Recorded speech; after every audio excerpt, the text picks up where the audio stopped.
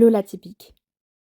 Bonjour à tous, aujourd'hui on part à la rencontre de Thomas Ruyant, le skipper à la barre de cette IMOCA juste derrière moi. Vous voyez écrit For People, mais pour ce Vendée Globe 2024, eh bien c'est en fait vulnérable. Et ici, dans cette vidéo, je vous propose qu'on reprenne tout son parcours depuis le tout début.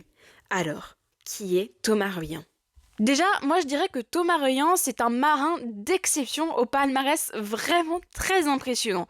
En fait, depuis sa victoire de la Mini Transat en 2009, il a gagné tout un tas de courses dans plusieurs catégories de bateaux différentes. Par exemple, en classe 40, il a remporté la Route du Rhum en 2010. En Figaro, il a remporté la Transat AG2R 2018 avec Adrien Hardy. En IMOCA, eh bien là, il a fait un carton en devenant double vainqueur de la Transat Jacques Vabre avec Morgan Lagravière en 2021-2023.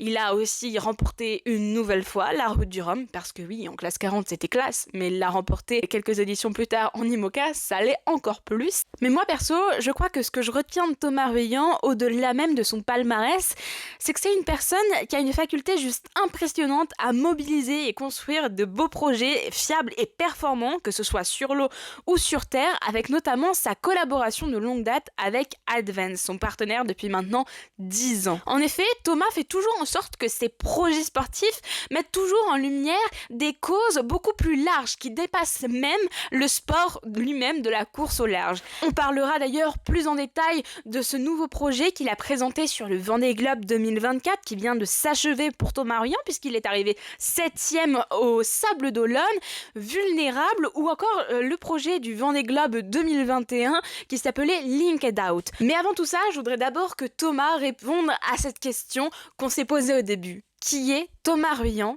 Mais attention, petit défi, en 3 mots seulement. Non, c'est pas un mot de définir Thomas Ruyant en 3 mots.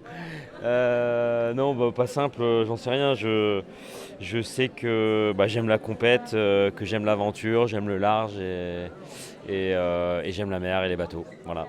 Lui qui aime l'aventure, le large et les bateaux, il s'est donné la possibilité de participer 3 fois au Vendée Globe. La première fois, c'était en 2016 et ça s'était très mal terminé, il faut le dire, puisqu'il avait percuté un ovni et qu'il avait dû abandonner puisque son bateau était totalement éventré suite au choc.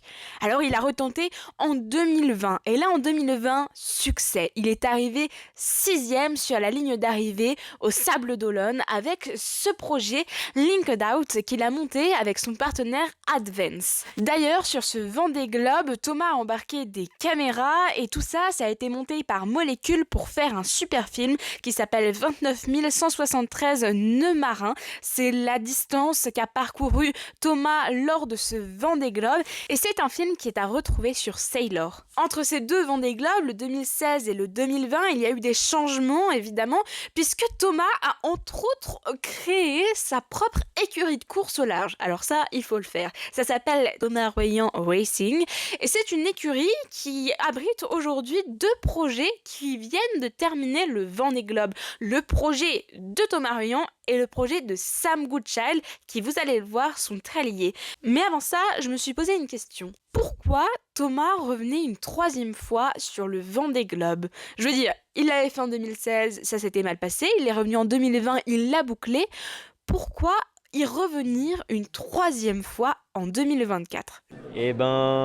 Parce que j'y ai déjà un peu goûté et donc ça m'a beaucoup plu et voilà, je sais que c'est une course dure, longue, mais j'aime ça et voilà, c'est pour ça que j'y retourne pour une 3e fois. Et pour ce Vendée Globe 2024, eh bien c'était un projet doublement engagé qui participait à cet Everest des mers. En effet, comme je l'ai rapidement dit, Thomas a commencé à travailler avec Sam Goodchild, un skipper anglais qui partage les valeurs profondes de Thomas Ruyant qu'il met en avant dans ses voiles depuis le début de sa carrière de coureur au large. Alors Thomas, il a mis à l'eau son nouveau bateau qui s'appelait initialement For People. Le nom de cette IMOCA fonctionnait de pair avec l'IMOCA de Sam Goodchild qui se trouve être l'ancien Linked Out et qu'il s'est fait renommer For the Planet. L'idée, mettre en valeur Entourage et Team for the Planet, 2 associations qui se battent pour l'une davantage d'inclusion et remédier aux injustices sociales et pour la deuxième, à la sauvegarde de notre planète et plus particulièrement de nos océans. Ces deux causes sont plus que jamais au cœur de l'actualité. Thomas l'a bien compris et a décidé de faire de son sport un tremplin pour en parler, pour créer un sujet de discussion et pourquoi pas soulever des fonds pour ces associations qui font réellement des actions sur le terrain quotidiennement. Et il a voulu s'engager plus loin encore dans une nouvelle démarche en renommant ces deux bateaux vulnérables pour ce Vendée Globe 2024. C'est pas le nom d'une asso, c'est pas le nom d'une entreprise, c'est vraiment un mot qui est là pour interpeller. C'est une campagne de sensibilisation pour essayer de changer le regard sur les vulnérabilités qui sont souvent montrées ou prises comme un défaut ou une faiblesse. Et on aimerait bien pouvoir retourner cette utilisation, ou en tout cas cette sensation qu'on a des vulnérabilités. Voilà. Un pari largement tenu puisqu'il est arrivé 7e de ce Vendée Globe 2024 avec Vulnérable après 75 jours de course seulement. Donc bravo Thomas pour cette course, mais bravo aussi surtout pour toute cette énergie de mobiliser et ce projet monté autour de la course au large pour parler de sujets qui touchent tout le monde actuellement, pour sensibiliser, pour donner de l'information. Donc merci Thomas pour ce beau projet que tu mènes et merci aussi pour ce message que tu transmets. La vulnérabilité peut être parfois notre plus grande force.